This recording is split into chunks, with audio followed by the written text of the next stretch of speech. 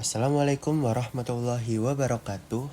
Perkenalkan, saya Ingmar Reza Nistyo Atullah dari kelas TID angkatan 2023 dengan NIM 23051204109. Di sini saya akan menjelaskan tentang jenis-jenis dari memori komputer di mata kuliah sistem operasi. Pengertian dari memori komputer adalah memori komputer adalah setiap perangkat fisik yang digunakan untuk menyimpan data, informasi, atau instruksi sementara atau permanen. Memori komputer berupa kumpulan unit penyimpanan yang menyimpan informasi biner dalam bentuk bit. Blok memori dibagi menjadi sejumlah kecil komponen yang disebut sel. Setiap sel memiliki alamat unik untuk menyimpan data dalam memori, mulai dari 0 hingga ukuran memori -1. Dalam sistem komputer, kita membutuhkan memori komputer untuk menyimpan berbagai jenis data, seperti teks, gambar, video, audio, dokumen, dan lain-lain. Kita dapat mengambilnya ketika data tersebut diperlukan. Misalnya, ketika kita menulis dan menjalankan program komputer apapun, program itu awalnya disimpan di memori utama. Jika prosesor tidak memerlukan item tertentu untuk waktu yang lebih lama, program atau data secara otomatis disimpan ke dalam memori permanen atau memori sekunder. Kemudian, data dipanggil dari memori sekunder ke memori utama dan melakukan eksekusi kode. Berikutnya ada jenis-jenis memori komputer, yaitu ada 4. Yang pertama memori primer, yang kedua memori sekunder, yang ketiga memori cache, yang keempat memori register. Yang akan kita mulai dari memori primer terlebih dahulu. Memori utama atau memori primer. Memori primer juga dikenal sebagai memori utama sistem komputer yang berkomunikasi langsung di dalam CPU, auxiliary memory, dan cache memory. Memori primer digunakan untuk menyimpan program atau data saat prosesor aktif menggunakannya. Ketika sebuah program atau data diaktifkan untuk dieksekusi, prosesor pertama-tama membuat instruksi atau program dari memori sekunder ke memori primer. Dan kemudian prosesor memulai eksekusi. Pengaksesan atau eksekusi data dari memori primer lebih cepat karena memiliki cache atau memori register yang memberikan respon lebih cepat dan letaknya lebih dekat dengan CPU. Memori primer bersifat volatil, yang berarti data dalam memori dapat hilang jika tidak disimpan saat terjadi kegagalan daya. Memori primer lebih mahal daripada memori sekunder, dan kapasitas memori utama terbatas dibandingkan dengan memori sekunder. Memori utama dalam komputer atau dalam elektronik ada 2, yaitu RAM, Random Access Memory, dan ROM, Read Only Memory. RAM dan ROM ini cukup umum kita temui di saat kita ingin membeli handphone. Biasanya ada tuh RAM berapa lalu ROM berapa. Biasanya paling tinggi sekarang setahu saya 8256. 8 RAM 8 GB dan ROM 256 GB. Next kita akan membahas tentang RAM. RAM, Random Access Memory.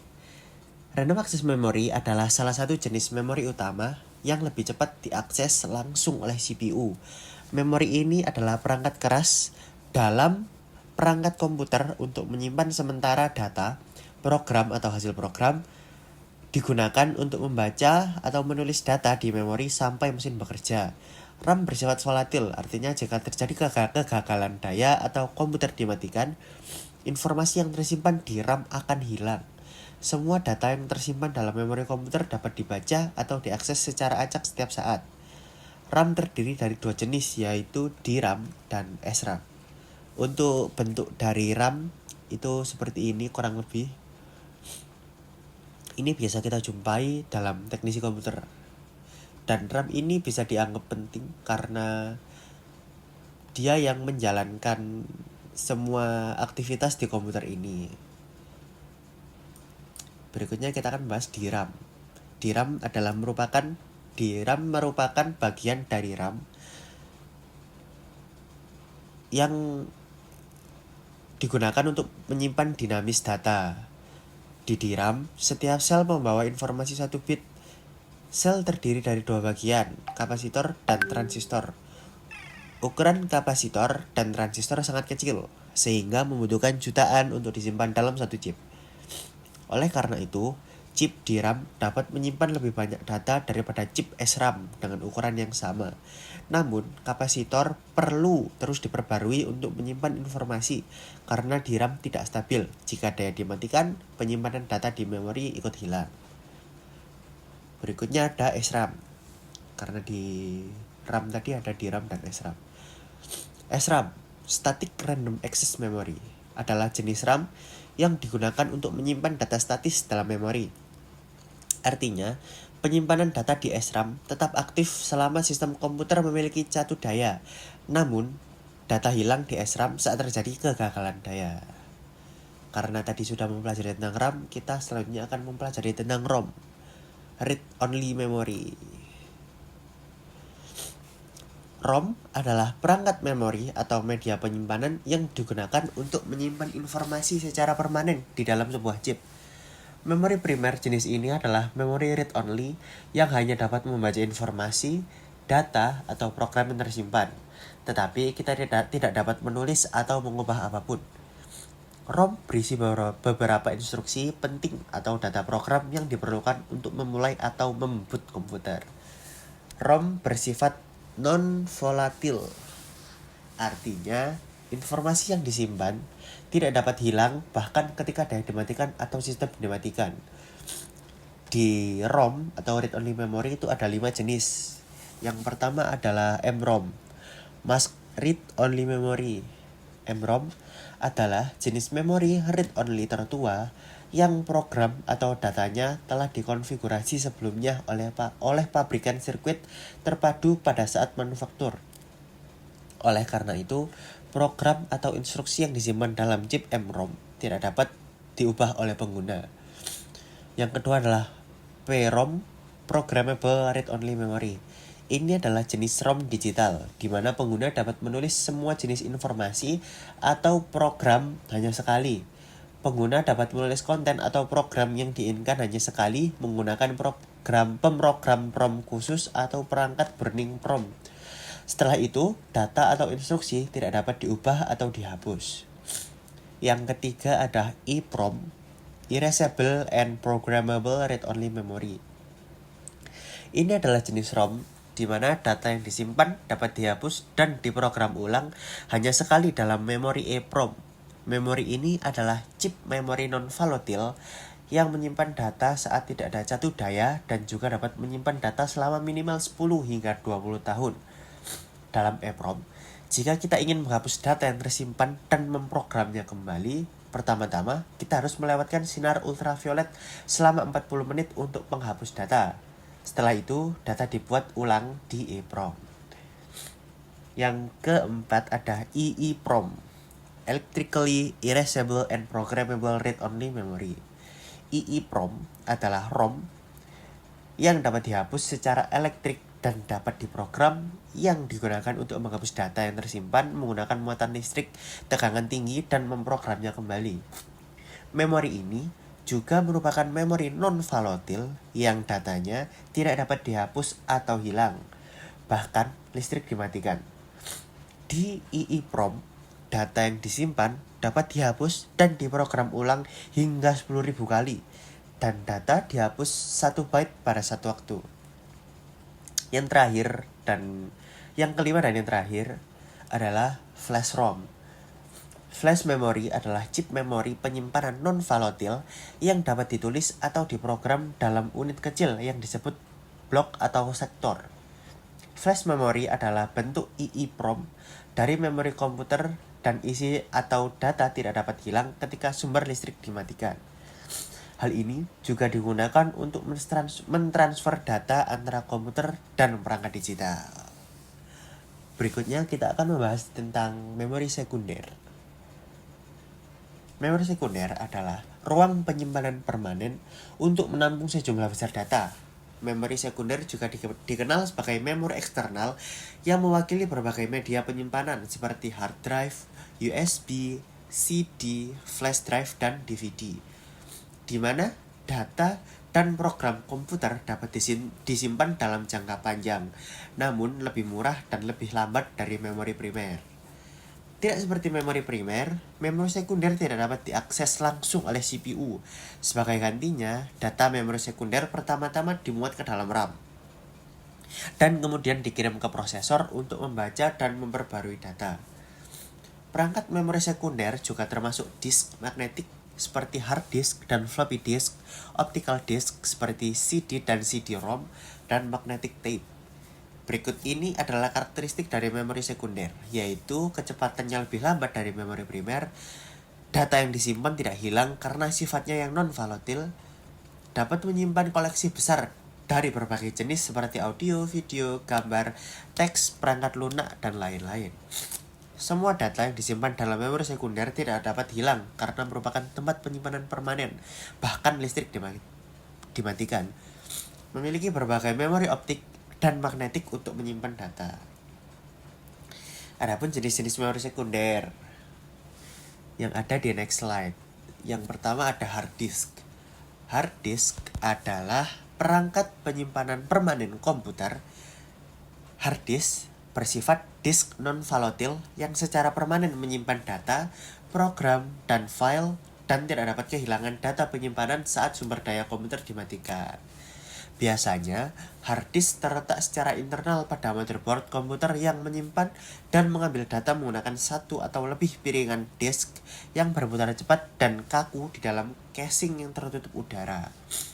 Hard disk memiliki penyimpanan yang besar, ditemukan di setiap komputer atau laptop untuk menyimpan perangkat lunak, musik, dokumentasi teks, video, sistem operasi, dan data yang diinstal secara permanen apabila pengguna tidak menghapusnya. Yang berikutnya ada floppy disk atau disket.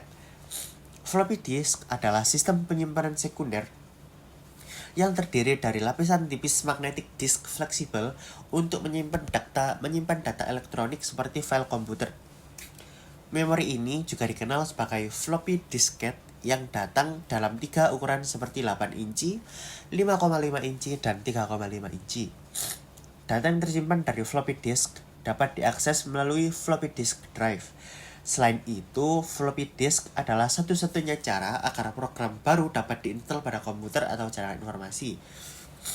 Jenis memori ini adalah perangkat penyimpanan portable tertua yang dapat menyimpan data hingga 1,44 MB karena sebagian besar program berukuran lebih besar. Diperlukan banyak disket untuk menyimpan data dalam jumlah besar. Oleh karena itu, disket saat ini tidak digunakan lagi karena penyimpanan memorinya yang sangat rendah. Berikutnya ada CD, compact disk. CD adalah perangkat penyimpanan disk optik, singkatan dari compact disk. Ini adalah perangkat penyimpanan yang digunakan untuk menyimpan berbagai jenis data seperti audio, video, file, operasi sistem, file backup, dan informasi lain yang berguna untuk komputer. CD memiliki lebar 1,2 mm dan tinggi 12 cm yang dapat menyimpan data berukuran sekitar 783 MB. Menggunakan sinar laser untuk membaca dan menulis data dari CD. Ada 3 jenis CD yang ada di pasaran, yakni CD-ROM, Compact Disk Read Only Memory, CDR, Compact Disk Recordable, CD-RW, Compact Disk Rewritable. Berikutnya adalah DVD. DVD adalah perangkat penyimpanan cakram optik, singkatan dari Digital Video Display atau Digital Versatile Disc. Memiliki ukuran yang sama dengan CD, tetapi dapat menyimpan jumlah data yang lebih besar daripada compact disc. DVD dikembangkan pada tahun 1995 oleh Sony, Panasonic, Toshiba, dan Philips, 4 perusahaan elektronik yang mendominasi di saat itu. DVD drive dibagi menjadi 3 jenis seperti DVD-ROM, DVD-R recordable, dan DVD rewritable atau erasable. DVD dapat menyimpan berbagai format data seperti audio, video, gambar, perangkat lunak, sistem operasi, dan lain-lain. Kapasitas penyimpanan data dalam DVD adalah 4,7 GB hingga 17 GB. Berikutnya ada Blu-ray disc. Blu-ray adalah perangkat penyimpanan cakram optik yang digunakan untuk menyimpan sejumlah besar data atau rekaman video definisi tinggi dan memutar file media lainnya. Untuk membaca data yang tersimpan dari Blu-ray disc dapat menggunakan teknologi laser sama seperti DVD atau CD yang tadi. Memori sekunder jenis ini dapat menyimpan lebih banyak data dengan kepadatan yang lebih besar dibandingkan CD atau DVD. Misalnya, compact disc memungkinkan kita untuk menyimpan 700 MB data dan DVD menyediakan kapasitas hingga 8 GB. Nah, untuk Blu-ray disc ini menyediakan 28 GB ruang untuk menyimpan data. Bisa berkali-kali lipat ya dari DVD, teman-teman. Dan yang berikutnya ada pen drive.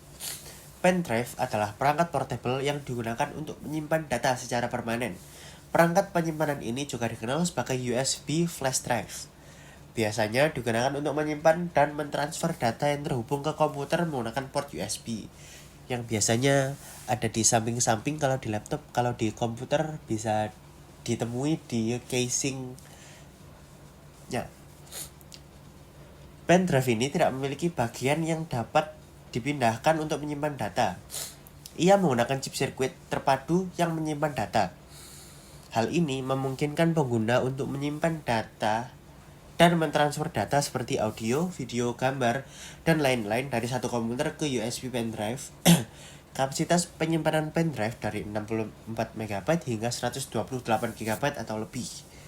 Setahu saya untuk zaman sekarang bisa lebih tinggi dari itu. Cuman saya kurang ngulik-ngulik tentang pen drive. Oke, next.